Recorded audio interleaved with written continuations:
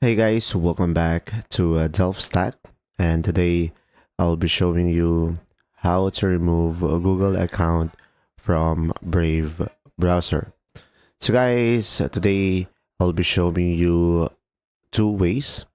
So first thing is open up your browser, which is Brave, and now as you can see I have a Google account login.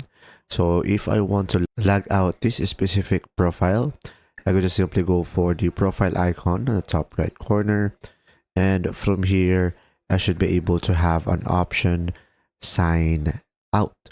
Now in other cases guys, if you have a multiple accounts, you will have an option something like this, show more accounts, and you should be able to have an option sign out of all accounts if you have multiple accounts logged in into your Google. And pretty much this is how you log out into your Google account from the Brave browser, and these are the easiest one. If you found this video helpful, please like and subscribe.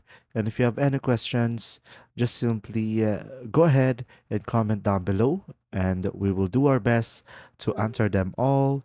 And see you in the next video.